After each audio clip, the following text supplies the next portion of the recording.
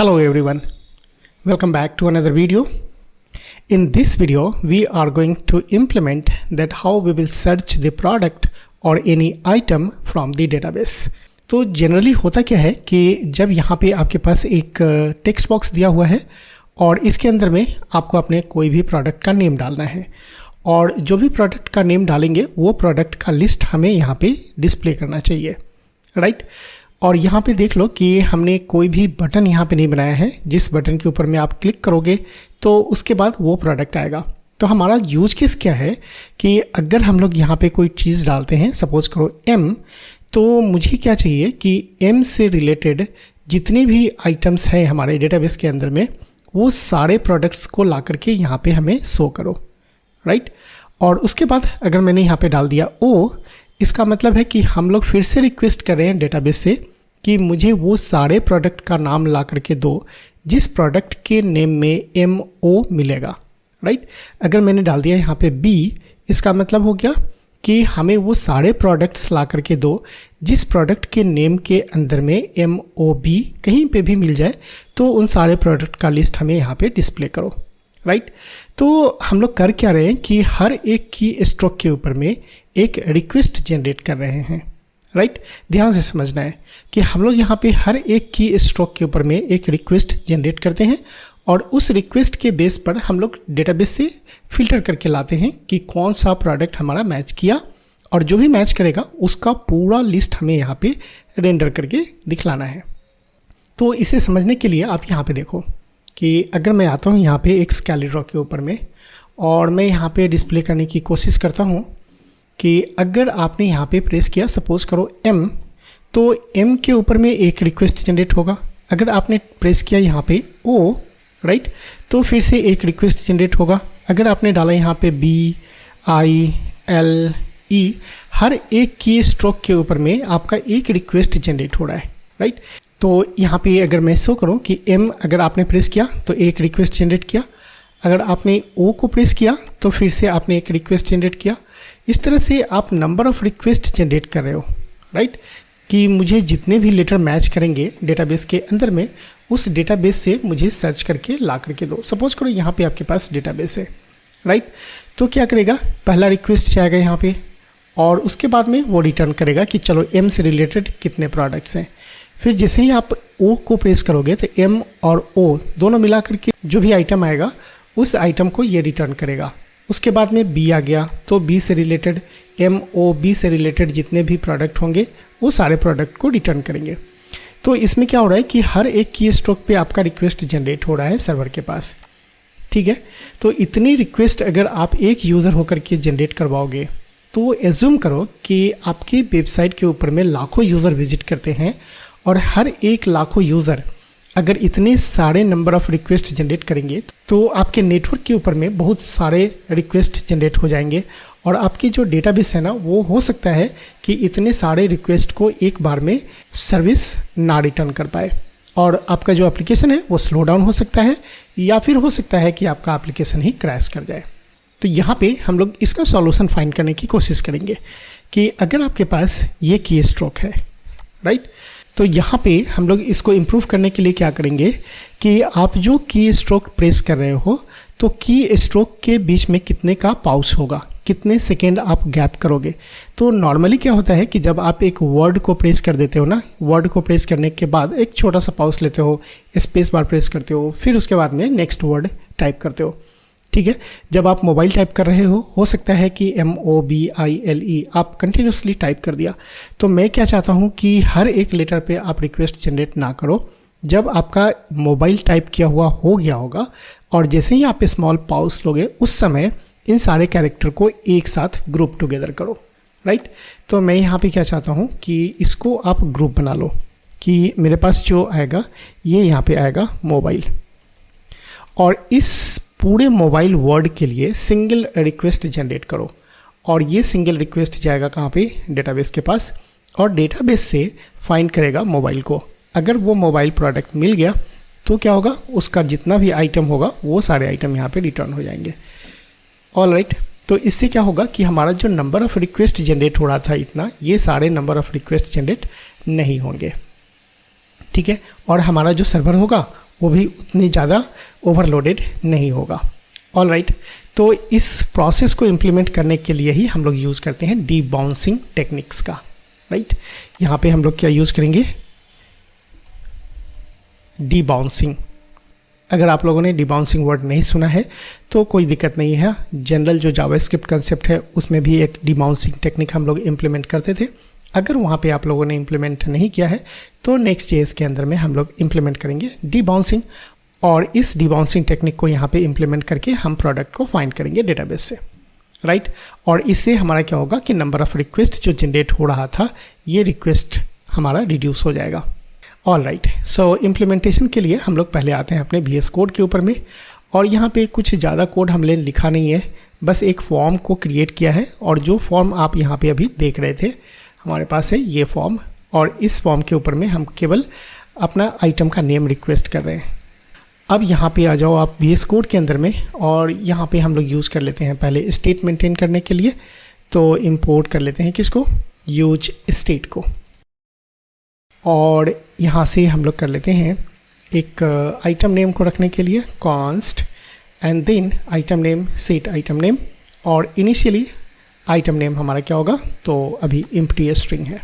और यहाँ से हम लोग कर लेते हैं ऑन चेंज, और यहाँ पे हम लोग कर लेंगे हैंडल सर्च आइटम, और ये हमारा एक फंक्शन होने वाला है। तो मैं यहाँ पे डिफाइन कर लेता हूँ फंक्शन को, और यहाँ पे हम लोग कर लेते हैं const and then handle search item, और यहाँ से हम लोग आइटम को सर्च कर लेंगे। और यहाँ पे हम लोगों ने अपडेट कर दिया अपने स्टेट को, सेट आइटम नेम। अभी हम डेटाबेस को यूज़ नहीं करेंगे और बहुत ही सिंपल रखना चाहते हैं ताकि आप केवल कंसेप्ट को समझ पाओ। अगर हम लोग डेटाबेस को इम्प्लीमेंट करने लगेंगे फिर डेटाबेस कनेक्टिविटी वगैरह आ जाएगा, राइट। तो मैं उसमें अभी नहीं पढ़ना चाहता। मैं यहाँ पे क्या किया हूँ कि एक एक्शन बनाया हूँ, और एक्शन के अंदर में है आइटम एक्शन, और यहाँ पे हमने रफली कुछ डेटा को ले लिया है, राइट। सपोज करो यहाँ पे हमारे पास 5 आइटम्स है, और इसके अंदर में हमारे पास है आईडी, आइटम नेम और डिस्क्रिप्शन। हम लोग फाइंड करेंगे इस आइटम नेम के थ्रू, राइट। अगर आइटम नेम हमारा मैच कर जाता है तो उसे रिटर्न कर देना है। तो यहाँ पे हम लोग एक सर्वर एक्शन बनाएंगे, चूँकि ये हमारा देख लो यूज सर्वर बनाया हुआ है, और हम लोग यहाँ पे इम्प्लीमेंट करेंगे सर्वर एक्शन। अगर आप लोग चाहो तो API राउट को भी यूज कर सकते हो, राइट। तो मैं यहाँ पे यूज़ कर लेता हूँ export and then async function, और फंक्शन का नाम रख लेते हैं हम लोग गेट आइटम, आइटम्स रख लेते हैं गेट आइटम्स, एंड देन यहाँ पे हम लोग कर देंगे कॉन्स्ट, और जो आइटम होगा ना यहाँ पे हम लोग ले लेते हैं आइटम नेम, राइट, कि कौन सा आइटम आप सर्च करना चाहते हो। तो यहाँ पे जो भी सर्च्ड आइटम आएगा उस आइटम को यहाँ पे हम लोग रख लेते हैं सर्च्ड आइटम, और इसे हम लोग सर्च करेंगे कहाँ से, तो देख लो हमारे पास है यहाँ पे आइटम लिस्ट, राइट। तो आइटम लिस्ट से हम लोग फ़िल्टर कर लेते हैं और उसमें से एक एक आइटम को यहाँ पे मैच कराएंगे।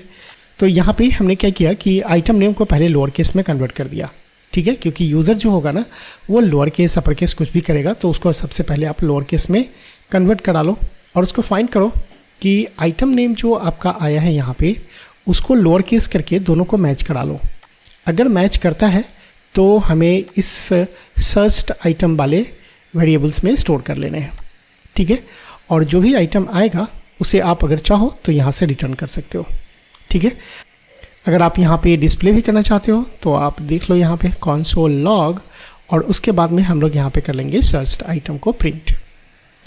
ऑल राइट, अभी हम यहाँ पे मिनिमाइज कर लेते हैं ताकि आपको पूरा स्क्रीन दिख पाएगा। अब इस गेट आइटम को हम लोगों को कॉल करना पड़ेगा पेज वाले के अंदर में, और चूंकि हमारा वो सर्वर एक्शन है तो यहाँ पे हम लोग कर देंगे एसिंक फंक्शन, और यहाँ से हम लोग कर लेते हैं const and then items is equals to what. तो यहाँ से हम लोग कर देंगे await and then get items,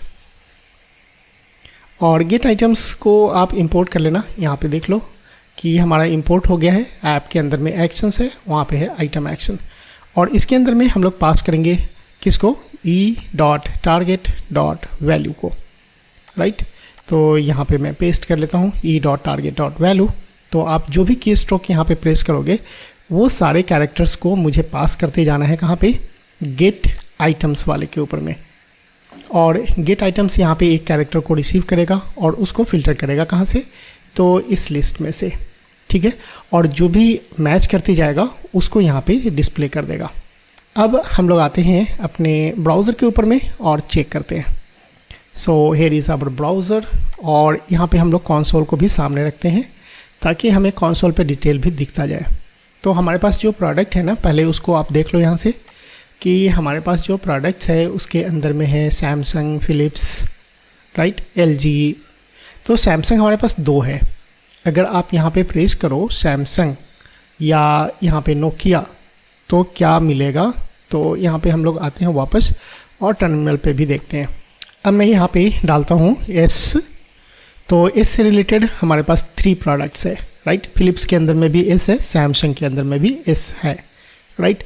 और उसके बाद मैं प्रेस करता हूँ ए, तो यहाँ पे 2 ही प्रोडक्ट है हमारे पास, देखो प्रोडक्ट आईडी 3 और 5 वाला, क्योंकि फिलिप्स के अंदर में ए नहीं था। फिर हमने प्रेस किया एम, तो इतना मिल रहा है सैमसंग। और उसके बाद में स्पेस डाल करके मैंने किया, तो जैसे ही स्पेस डाला तो मुझे एक ही प्रोडक्ट मिला 5 वाला। तो इसमें हो क्या रहा है कि हमारे हर एक की स्ट्रोक के ऊपर में रिक्वेस्ट जा रहा है कि मुझे कौन सा प्रोडक्ट चाहिए, राइट। लेकिन मैं ऐसा नहीं करना चाहता। मैं चाहता हूँ कि अगर मैं यहाँ पे टाइप कर दूँ कि मुझे चाहिए होगा सैमसंग, तो जब मैं सैमसंग प्रेस कर दूँ उसके बाद ये एज अ सिंगल वर्ड जाना चाहिए रिक्वेस्ट के तौर पे, और उसके बाद में ये प्रोडक्ट मुझे ला करके देना चाहिए। हर एक की स्ट्रोक के ऊपर पे मुझे रिक्वेस्ट नहीं सेंड करना है। तो इसके लिए हम लोग क्या करेंगे, तो यूज़ करेंगे यूज़ डिबाउंस, राइट। और यूज़ डिबाउंस आप कहाँ से लोगे, तो यहाँ पे आ जाओ इसके ऑफिशियल साइट पे, और यहाँ पे आपको मिल जाएगा npm यूज़ डिबाउंस, और यहाँ पे मिल जाएगा आपको use debounce. So here you will get the use debounce, और इसे इंस्टॉल करना बिल्कुल ईजी है, npm इंस्टॉल यूज़ डिबाउंस। और इसका अगर देखना चाहते हो कि वीकली डाउनलोड कितना है, तो देख लो ये बहुत ही पॉपुलर लाइब्रेरी है, राइट। तो मैं यहाँ पे क्या करता हूँ, यूज़ डिबाउंस को यूज़ करूँगा, और चले आते हैं अपने VS कोड के अंदर में, और यहाँ से हम लोग ओपन कर लेते हैं टर्मिनल को, और यहाँ पे हमारे पास टर्मिनल, और यहाँ पे हम लोग कर लेंगे पेस्ट। तो npm इंस्टॉल यूज़ डिबाउंस। तो जैसे ही आप इंस्टॉल करोगे आपको एरर आएगा यहाँ पे, और एरर क्या आएगा, तो पीयर डिपेंडेंसी का। तो उसके लिए आपको ये फ्लैग लगाना पड़ेगा कि जब भी आप इंस्टॉल करो यहाँ पे, तो ये फ्लैग आप लगा देना फोर्स या फिर लीजेसी पीयर डेप्स, ठीक है, क्योंकि ये कंपेटेबल नहीं है React 19 के साथ। तो हम लोग यहाँ पे क्या करेंगे कि use debounce and then double hyphen and then legacy peer depths. So here is the legacy peer depths, and then press enter. Now it is successfully installed, और मैं यहाँ पे अभी स्क्रीन को क्लियर कर लूँ और क्लोज कर देता हूँ। और अगर आप package.json के अंदर में आकर के देखो तो आपको दिख जाएगा कि हमारा सक्सेसफुली इंस्टॉल हो गया है, राइट। तो यहाँ पे हमारे पास है यूज़ डिबाउंस 10.0.4, ऑल राइट। तो मैं इसे अभी क्लोज कर देता हूँ। अब आते हैं हम लोग इम्प्लीमेंटेशन के ऊपर में कि डिबाउंसिंग को कैसे इम्प्लीमेंट करेंगे। तो पहले तो आप इसे मिनिमाइज कर लो, और उसके बाद में यहाँ से इंपोर्ट कर लो use debounced callback, right. तो ये मिल जाए आपका use debounced callback from use debounce. अब यहाँ पे जो हम लोगों ने यूज़ किया था हैंडल सर्च आइटम, अब इस फंक्शन की हमें ज़रूरत नहीं है, हम लोग यूज़ करेंगे यूज़ डिबाउंस्ड कॉल बैक को। तो यहाँ पे हम लोग कर लेते हैं const and then debounce is equals to use debounced callback, right. और इसके अंदर में 2 चीज़ें चाहिए, एक तो चाहिए कॉल बैक फंक्शन, और दूसरा चाहिए कि कितने सेकेंड का डिले चाहिए। तो अगर आप चाहते हो कि 1 सेकेंड का डिले चाहिए यानी पॉज चाहिए, तो आप यहाँ पे 1000 मिली सेकेंड डाल सकते हो, और अगर आप चाहते हो कि नहीं 1 सेकेंड थोड़ा ज़्यादा हो जाएगा, तो आप यहाँ पे 500 भी डाल सकते हो, मतलब हाफ सेकेंड का, राइट। और यहाँ पे जो कॉल बैक फंक्शन है उसके अंदर में हम लोग लेंगे कि कौन सा आइटम आप सर्च करना चाहते हो, ये एज एन आइटम लेगा, और इस आइटम को हम लोग सर्च करेंगे कहाँ से, तो ये जो हमारा गेट आइटम था ना फंक्शन, इस आइटम के अंदर में पास कर देंगे, राइट। तो यहाँ पे हमें चाहिए होगा गेट आइटम्स वाला फंक्शन, तो यहाँ पे हम लोग रखते हैं और उसके बाद यहाँ पे हम लोग यूज़ कर लेंगे गेट आइटम नाम के फंक्शन को। एक तो कर लो आप आइटम को अपडेट, तो सेट आइटम को भी यूज़ करो कि सेट आइटम और उसके बाद में जो भी आइटम आपको मिला है उस आइटम से अपडेट कर दो स्टेट को, तो हमारा जो आइटम नेम है वो अपडेट हो जाएगा। और इसके पहले हम लोग चाहते हैं कि फाइंड कर लो इस आइटम को, तो यहाँ पे हम लोग कर लेते हैं const and then item list या आइटम्स रख लो आप। और यहाँ पे जो आइटम्स आ रहे हैं इस आइटम्स को हम लोग कहाँ से लाना है, तो यहाँ पे हम लोग यूज़ करेंगे await and then get items. और जैसे ही आप अवेट यूज़ करोगे तो आपको यहाँ पे बनाना पड़ेगा फंक्शन एसिंक, ऑल राइट। और इस गेट आइटम्स के अंदर में आप पास कर दो आइटम को, तो हमारा ये जो फंक्शन होना गेट आइटम्स उसके अंदर में पास हो जाएगा आइटम, और यहाँ पे वो चला जाएगा आइटम नेम के अंदर में, उसको फिल्टर करेगा और उसके बाद सर्च्ड आइटम जितने भी होंगे वो रिटर्न बैक हो जाएगा यहाँ पे, राइट। अब इसको अगर आप देखना चाहते हो तो आप यहाँ पे आकर के और कंसोल लॉग करके देख सकते हो कि आपके पास कौन कौन से आइटम्स आए हैं।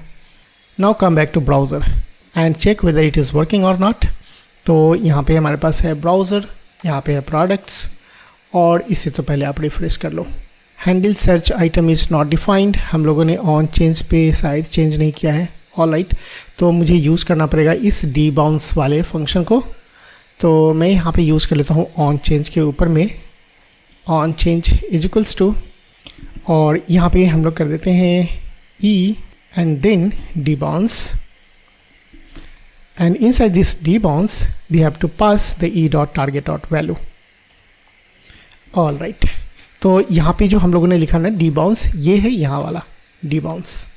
और अब की बार हम लोग देखते हैं अपने ब्राउज़र के ऊपर में, तो हमारा काम कर रहा है सक्सेसफुली। और यहाँ से आप ओपन कर लो इंस्पेक्ट को, सो दैट आप कंसोल पे भी आउटपुट देखते चलो side by side. So if I am writing here SA, then you will get the two information related to Samsung, all right। और यहाँ पे अगर मैं डाल देता हूँ सैमसंग, तो यहाँ पे नहीं मिला क्योंकि ये गलत हमने लिखा है। तो यहाँ पे अगर मैं डाल देता हूँ सैमसंग, तो देखो यहाँ पे मिल गया हमें 2 आइटम। और एक चीज़ ध्यान देना, यहाँ पे हर की स्ट्रोक के ऊपर में ये हमारा रिक्वेस्ट फायर नहीं हो रहा है। तो अगर मैं यहाँ पे डाल देता हूँ सैमसंग, राइट, तो देखो एक ही रिक्वेस्ट फायर हुआ, जब हमने पॉज लिया वैसे ही एक रिक्वेस्ट फायर हुआ और एक ही साथ हमें ये डेटा लेकर के दे दिया। अगर मैं यहाँ पे डाल देता हूँ कि मुझे चाहिए होगा LG, तो यहाँ पे डाल दिया LG, एक रिक्वेस्ट फायर हुआ और इसके अंदर में एक प्रोडक्ट आकर के मिल गया हमें LG का, ऑल राइट। और इसके पहले हमारा क्या हो रहा था कि जितनी बार हमने की स्ट्रोक प्रेस किया उतनी बार हमारा रिक्वेस्ट जनरेट हुआ। तो डिबाउंसिंग का यूज़ करने से एक फ़ायदा हो गया हमें कि ये जितने भी आइटम सर्च करेंगे वो केवल एक ही रिक्वेस्ट जनरेट करेंगे बिटवीन दी पाउस, और वो जो डिले आपको डालना है, जो पाउस डालना है, वो डिपेंड करेगा आपके अपने लॉजिक के ऊपर में। यहाँ पे हमने डाल दिया है 500 मिली सेकेंड, अगर आप चाहो तो 1000 भी डाल सकते हो, this is the standard value. अब इस आइटम को तो आप रेंडर कर सकते हो स्क्रीन के ऊपर में, तो इसके लिए आपको क्या करना पड़ेगा, तो यहाँ पे हम लोग कर लेते हैं कॉन्स्ट एंड देन यहाँ पे हम लोग कर लेते हैं आइटम्स और सेट आइटम्स, और यहाँ पे हम लोग कर लेंगे यूज स्टेट, और ये ले लेते हैं हम लोग एक एरे, और इस एरे के अंदर में हम लोग इस आइटम को अपडेट करवा देंगे जो हमें सर्च करके मिला है, राइट। तो सर्च करके क्या मिला था, आइटम्स, तो हम लोग यहाँ पे क्या कर लेते हैं कि सेट आइटम्स, और सेट आइटम्स के अंदर में हम लोग डाल देते हैं आइटम्स को। अब इस आइटम्स को यहाँ पे हम लोग रेंडर कर लेते हैं फॉर्म के नीचे में, तो यहाँ पे ले लो आप डिव, और उन सारे आइटम को यहाँ पे हम लोग रेंडर कर लेते हैं। तो सबसे पहले चेक कर लो कि आइटम हमारे पास है या नहीं है। सो items dot length is greater than 0, then we have to render the item. तो यहाँ पे हम लोग डाल देते हैं आइटम्स डॉट मैप, और यहाँ पे हम लोग को रिसीव करना है आइटम को, और यहाँ पे हम लोग रेंडर कर देंगे सारे आइटम्स को। तो कर लेते हैं रिटर्न, और रिटर्न करेंगे तो इसके अंदर में हम लोग बना लेते हैं कि डिवीज़न, और इस डिवीज़न के अंदर में मुझे चाहिए होगा की। तो आप यहाँ पे डाल दो की, और की जो होगा वहाँ पे हम लोगों ने लिया था आईडी, तो यहाँ पे कर लेते हैं आइटम आईडी, और इसके अंदर में ज़्यादा कुछ नहीं दिखलाते हैं, जस्ट एक आइटम नेम को शो कर देते हैं। ऑल राइट, और इसको अगर आप चाहो तो थोड़ा सा स्टाइल दे सकते हो कि यहाँ पे हमें चाहिए होगा बॉर्डर, और जो बॉर्डर का कलर आप देना चाहते हो तो बॉर्डर कलर हम लोग यहाँ पे डाल देते हैं ग्रे, और ग्रे डाल देते हैं हम लोग कितना 700, और पैडिंग भी चाहिए होगा तो आप पैडिंग डाल दो 2 एंड देन सेव इट। और अगर आप मार्जिन भी रखना चाहते हो तो MY कर लेते हैं 2 एंड देन सेव इट। और सेव करने के बाद हम लोग वापस आते हैं अपने ब्राउज़र के ऊपर में, और यहाँ पे सर्च कर लेते हैं सैमसंग, तो मैंने यहाँ पे डाल दिया सैम, तो यहाँ पे 2 आइटम मिल गया, राइट। और अगर मैं डाल दूँ यहाँ पे सैमसंग तब भी वही है, लेकिन स्पेस जैसे मैं डाल करके डालूँ T तो देखो यहाँ पे सिंगल एक सैमसंग है। ऑल राइट, और अगर मैं इसे डाल देता हूँ हटा करके LG, तो देखो मुझे मिल गया LG एक आइटम। और यहाँ पे ध्यान देने की बात है कि केवल एक ही रिक्वेस्ट आ रहा है, हमने 2 की स्ट्रोक यहाँ पे दिया है L और G, लेकिन सिंगल रिक्वेस्ट किया है, राइट। उसी तरह से अगर मैं यहाँ पे डालूँ कि फिलिप्स, राइट, तो एक आइटम आया फिलिप्स और single request. Very good. So I hope आपको समझ में आ गया होगा कि किस तरह से हम लोग डिबाउंसिंग का यूज़ कर सकते हैं और डिबाउंसिंग का यूज़ करने से बेनिफिट क्या है। तो इस वीडियो में हम लोग इतना ही रखते हैं, फिर मिलते हैं नेक्स्ट वीडियो में, तब तक के लिए बाय बाय।